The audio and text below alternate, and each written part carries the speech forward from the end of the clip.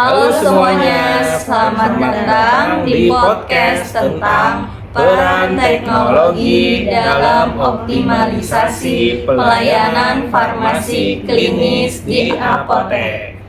Perkenalkan, kami dari kelompok 1 FM22E yang beranggotakan saya Vidya Syifa dan teman-teman saya. Silahkan perkenalkan diri masing-masing.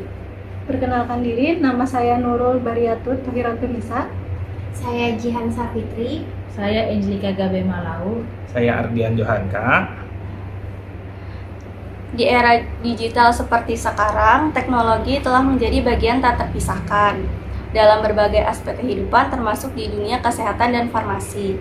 Dari penggunaan sistem informasi manajemen apotek, aplikasi konsultasi farmasi berbasis AI, hingga analisis data pasien yang lebih akurat, semua bertujuan untuk meningkatkan efisiensi, efektivitas, dan tentunya keselamatan pasien. Di tengah perkembangan pesat teknologi digital, kita menyaksikan bagaimana inovasi-inovasi baru terus bermunculan untuk mempermudah berbagai lini kehidupan, termasuk dalam bidang kesehatan dan farmasi. Jika dulu pelayanan farmasi lebih banyak bergantung pada sistem manual yang seringkali memakan waktu dan rentan kesalahan, kini teknologi hadir sebagai solusi untuk meningkatkan efisiensi, akurasi, dan kualitas pelayanan secara signifikan. Dalam pelayanan farmasi klinis, teknologi berperan penting dalam berbagai aspek, mulai dari sistem informasi manajemen apotek, rekam medis, elektronik, penggunaan kecerdasan buatan atau AI dalam analisis interaksi obat, hingga aplikasi berbasis pasien untuk memantau kepatuhan terapi. Teknologi juga membuka peluang besar untuk konsultasi farmasi jarak jauh, di mana pasien dapat dengan mudah mengakses informasi obat dan mendapatkan panduan penggunaan yang benar tanpa harus datang langsung ke fasilitas kesehatan. Namun, tentu saja, di balik kemajuan teknologi ini, ada berbagai tantangan yang perlu kita pahami. Bersama, mulai dari keamanan data pasien, kesenjangan akses teknologi di berbagai daerah, hingga pentingnya pelatihan tenaga farmasi agar mampu beradaptasi dengan cepat. Nah, jadi di episode kali ini kita akan mengupas lebih dalam tentang bagaimana sebuah teknologi diintegrasikan dengan praktik farmasi klinis sehari-hari. Nah, dalam podcast kali ini kami akan mewawancarai sebuah teknologi AI bernama ChatGPT dalam pelayanan farmasi di apotek. Sekian video perkenalan dan pembukaan kami. Selanjutnya akan diteruskan oleh sesi pertanyaan oleh ChatGPT. Hai, kami akan melanjutkan sesi podcast kami. Apakah sistem pemantauan obat berbasis teknologi dapat meningkatkan kualitas pelayanan farmasi klinis di apotek? Ya, sistem pemantauan obat berbasis teknologi dapat meningkatkan kualitas pelayanan farmasi klinis di apotek. Misalnya dengan penggunaan aplikasi untuk melacak stok obat, mengingatkan waktu konsumsi obat bagi pasien, dan memberikan informasi interaksi obat.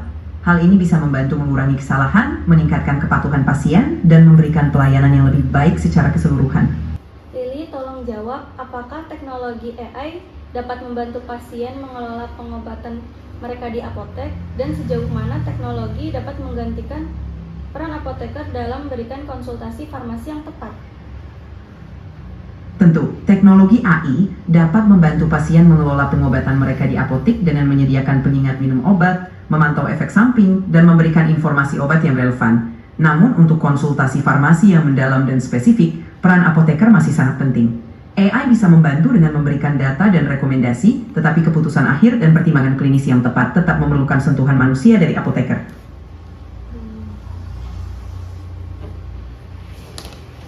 Kalau begitu, bagaimana cara pelayanan yang baik dengan pasien di apotek?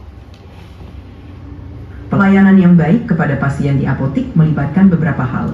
Pertama, mendengarkan kebutuhan dan keluhan pasien dengan penuh perhatian. Kedua, memberikan informasi yang jelas dan mudah dipahami tentang obat, termasuk cara penggunaannya dan efek samping yang mungkin timbul. Ketiga, bersikap ramah dan empati sehingga pasien merasa nyaman dan dihargai. Terakhir, memberikan layanan yang cepat dan efisien untuk memenuhi kebutuhan pasien dengan tepat waktu. Terima kasih atas jawabannya, Lili. Saya memiliki pertanyaan selanjutnya.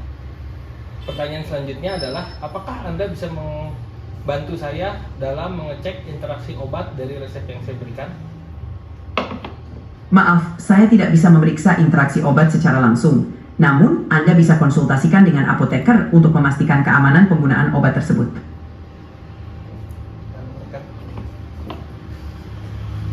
Baik, bagaimana apoteker di apotik dapat mengoptimalkan layanan konsultasi jarak jauh kepada pasien dengan penyakit kronis, dan apa saja kendala teknis dan regulasi yang dapat menghambat peranan teknologi ini secara efektif? Untuk mengoptimalkan layanan konsultasi jarak jauh, apoteker bisa menggunakan platform telefarmasi yang aman dan mudah digunakan, memastikan komunikasi yang jelas dan teratur, serta memberikan edukasi yang berkelanjutan kepada pasien. Kendala teknis mungkin meliputi keterbatasan akses internet atau perangkat, serta kurangnya literasi digital pada pasien. Dari sisi regulasi, perlu adanya pedoman yang jelas terkait privasi data pasien dan standar praktik telefarmasi yang harus dipenuhi. Oke, mungkin sebelum kita tutup podcastnya bisa kita rangkum ya. Tadi ada beberapa pernyataan yang menarik bahwa sehebat-hebatnya AI ternyata interaksi obat dia belum bisa. Itu satu hal yang menarik, minimal apoteker masih ada kerjaannya di beberapa tahun ke depan. Itu aja mungkin terakhir dari teman saya mau tutup podcast kita kali ini. Sekian dari podcast sesi 1. Akan dilanjutkan dengan sesi 2. Dadah. Bye.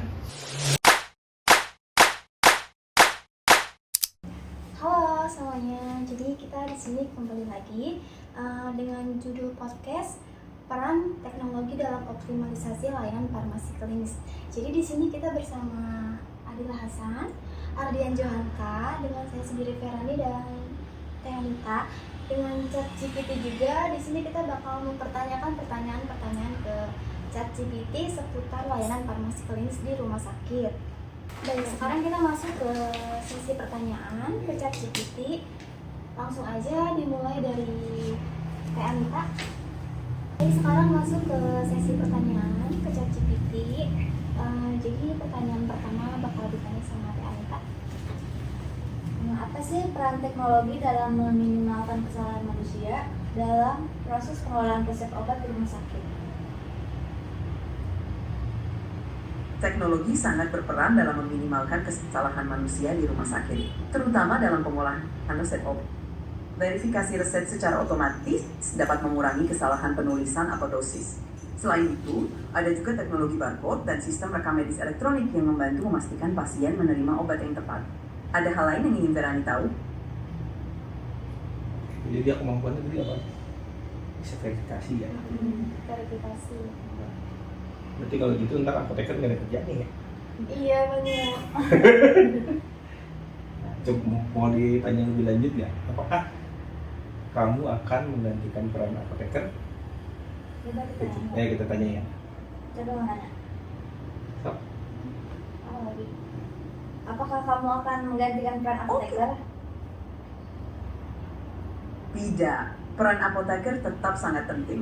Teknologi bisa membantu, tapi keahlian dan empati manusia dalam merawat pasien gak tergantikan. Ada lagi yang ingin Ferani diskusikan? Gimana? Mau? Kayaknya udah cukup menjawab juga sih dia punya. Lanjut dulu lagi ya. Mungkin kita lanjut ke pertanyaan kedua ya. Kedua. Pertanyaan aku. Boleh. Silakan Adila. Jangan lupa dinyalain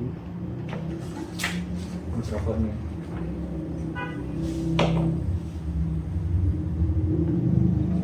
Baik, untuk pertanyaan kedua, bagaimana teknologi dapat mempermudah melancarkan penggunaan obat yang dimiliki oleh pasien rawat inap maupun rawat jalan?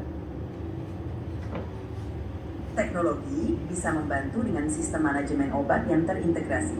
Misalnya, dengan menggunakan aplikasi atau perangkat lunak yang mencatat stok obat, jadwal pemberian, dan kebutuhan pasien secara akurat. Ini memudahkan transisi dari rawat inap ke rawat jalan. Ada hal lain yang ingin Melanie bahas? Gimana tanggapannya? Sebenarnya harusnya Dila yang lebih paham ya, kan Dila udah kerja di rumah sakit nih. Iya. Jadi maksud saya, tadi kan pertanyaannya tentang apa?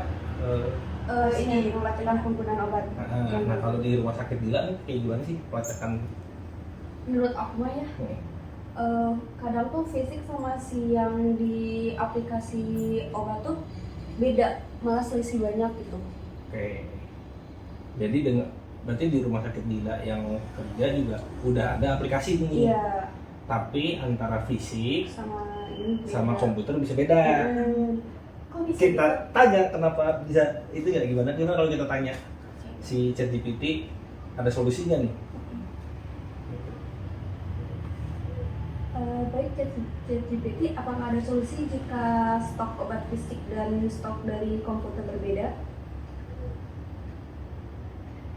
Untuk mengatasi perbedaan stok fisik dan komputer, bisa dilakukan audit rutin dan pengecekan berkala. Selain itu, bisa juga menggunakan sistem yang terhubung langsung dengan inventaris untuk memperbarui data secara otomatis. Ada hal lain yang ingin Verani tanyakan? Gimana dia? Tapi kadang tuh kalau misalnya pakai aplikasi yang lebih canggih tuh kan kayak merugikan rumah sakit juga ya. Kadang ada yang rumah sakit gak mau rugi gitu. Jadi milih kayak kita buat stok opname per 3 bulan atau per sebulan juga masih kayak ada selisih gitu. Nanti di rumah sakit Dila juga suka stok opnam gitu ya untuk mengatasi si Keselisihan yang itu. itu. Biasanya berapa kali itu? 3 bulan sekali. 3 bulan sekali. Nah, 3 bulan sekali juga masih banyak yang kayak selisih banyak gitu. Terus kalau ada selisih apa yang dilakukan biasanya? Paling di stok opname ulang ya sesuai dengan fisik, tapi kemudian pas 3 bulan ke depan tuh beda lagi. Tetap beda lagi. Iya, makanya belum ada. Jadi sebenarnya si ChatGPT mah udah menjawab nih ya. Cuman pas di lapangan mah kejadian terus berulang ya. Sebenarnya nggak pintar-pintar amat ChatGPT. Buat kasus kali ini ya, karena Dila udah tahu jawabannya juga kan. Solusinya udah tahu, si ChatGPT mengulang tapi kasusnya masih ada. Masih selalu ada nggak sih setiap stok oknum tuh selalu selisih? Iya. Kayak apa sih kesempatan kecil gitu kalau misalnya ada selisih. Walaupun kalau misalnya nih kita kan nyiapin obat pulang, terus si pasiennya tuh pulang nih. Kita mau nyiapin obat terus pasiennya pulang, walaupun kita retur juga tetap si obat itu pasti kan ada di ini, dari yang ampunya dari potek atau apa, dari dispensing. Sebenarnya juga udah ketahuan juga kenapa selisihnya dari mana juga sebenarnya ketahuan ya. Berarti udah cukup sih kalau dari saya. Ada lagi? Lanjut. Next. Berarti kita lanjut ke pertanyaan ketiga. Mau siap? Apa aja?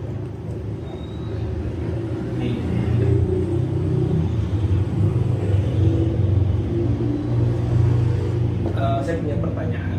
Apakah kamu bisa membaca hasil rekam medis saya? Tidak, saya tidak bisa membaca rekam medis atau data pribadi. Kalau ada pertanyaan lain, silahkan tanya aja. Bener sih. Soalnya kan itu data pribadi ya. Jadi kemungkinan ChatGPT juga nggak bisa baca kok. Kecuali keluarganya yang minta. Jadi sebenarnya dia bukan nggak bisa baca ya, dia nggak boleh karena karena privasi. Berarti kalau saya punya pertanyaan lanjutan boleh ya? Coba. Jika hasil rekam medis saya kolesterol saya di atas 200, total kolesterol saya di atas 200 mg per desiliter, apakah artinya itu? Total kolesterol di atas 200 mg per desiliter biasanya dianggap tinggi dan bisa meningkatkan risiko penyakit jantung. Tapi tetap perlu konsultasi dengan dokter untuk evaluasi yang lebih tepat. Ada hal lain yang ingin Verani diskusikan? Oke. Jadi sebenarnya dia itu mengerti gitu ya. Cuman karena kalau kita bacain hasil rekam medis kita, dia bisa nih sebenarnya nih. Cuman dia nggak mau bacain aja gitu ya. Soalnya aku pernah sih, kan aku punya rekam data medis gitu ya, terus aku masukin ke ChatGPT. Hasilnya benar dia bisa baca, cuma karena tadi kali ya, karena sifatnya pribadi, jadi nggak sembarangan dikasih. Jadi cukuplah sebenarnya, dia juga dibatasin. Sebenarnya pintar tapi ada batas. Oke, dari saya cukup. Yang lain ada? Next nih. Maaf ya.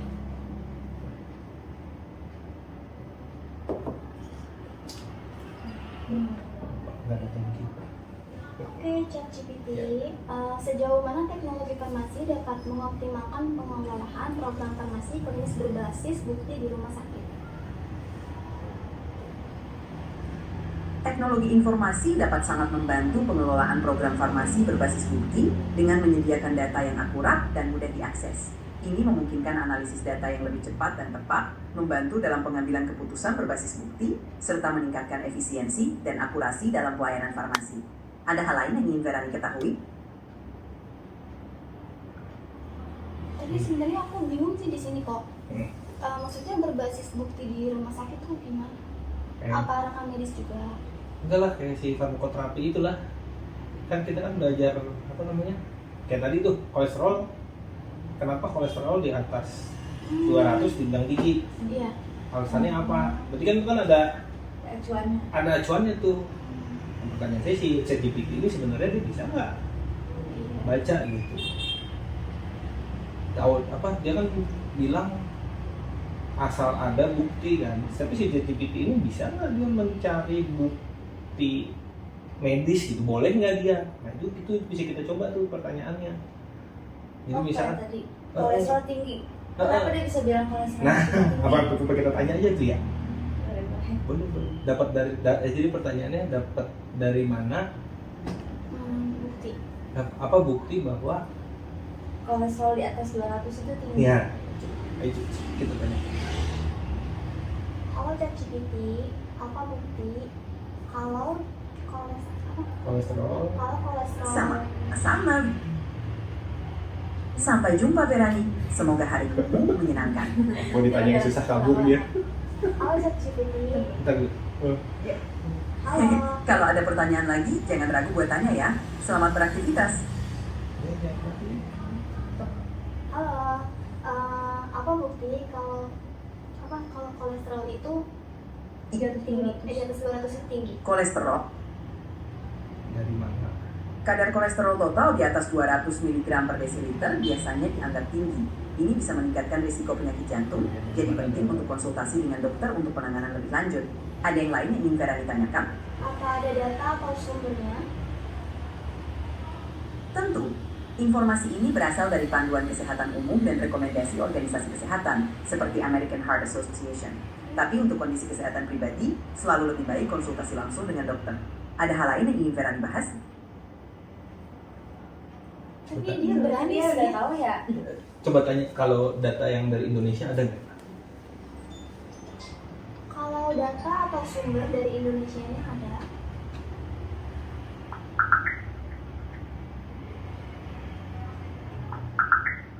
Lagi mikir ya.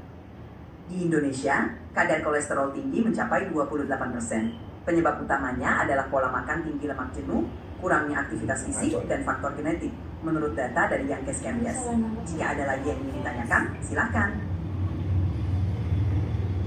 Enggak, 28% kayaknya prevalensi. Iya, bisa Jadi nanggepin pertanyaannya. dia ini salah di jalanan. Berarti memang belum sekuat itu juga sih di Indonesia ya, karena kan dia basisnya kan di sana nih. Makanya tadi ditanya berapa kolesterol tinggi, munculnya prevalensi. Soalnya yang aku dengar juga sih, ChatGPT kalau ngambil sumber-sumber gitu emang dari Amerika gitu. Karena dari Indonesia ya. Iya. Paling jauh Malaysia, Yunani. Berarti kan kalau kayak gitu sebenarnya kalau mau mengimplementasi apa namanya tadi yang basis data itu ya nggak bisa dong. Di Indonesia kan dia harus dilatih pakai data Indonesia dulu. Soalnya kan di Indonesia kan beda, biasanya sih beda area kan pasti beda ya. paling umum sih Kemenkes ya. Iya. Itu satu pemain. Di Indonesia. Ada pertanyaan lagi?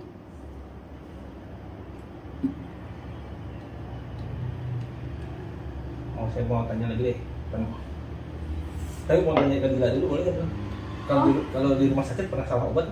Sama obat sering sih. Iya dulu aku juga waktu makan sering banget tuh sampai pasiennya tuh ini protes gitu. Berarti di barangnya apa? Iya di resep. Di resepnya apa? Dikasihnya Kasih apa? Nah, saya mau tanya si ChatGPT itu bisa melacak perbedaan itu nggak? Yuk.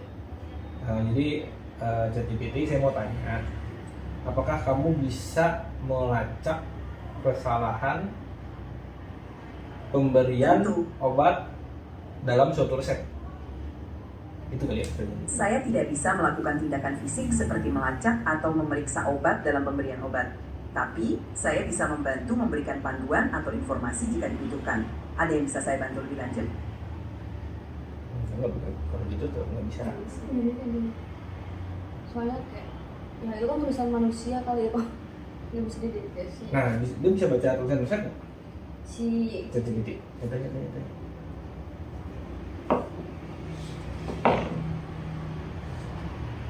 baik chat GPT, apakah kamu bisa membaca tulisan resep dokter? Tidak, saya tidak bisa membaca tulisan resep obat.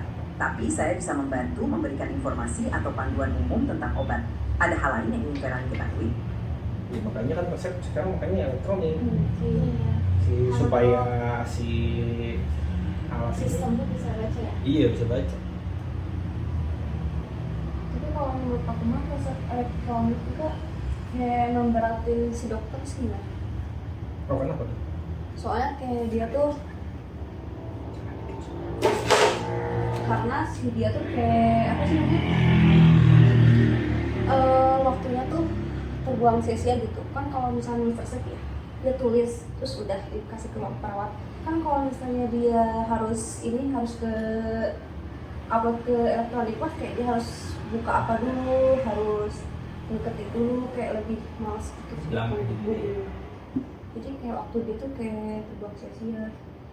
Terus kalau misalnya ngeresepin narkotika juga kan harus ada resepan dokter walaupun dia pakai akun dia, karena takutnya tuh si akun itu kan diresepin itu diakses sama si perawatnya bukan sama dia, takutnya salah gunain. Mau tanya pendapat ChatGPT ya?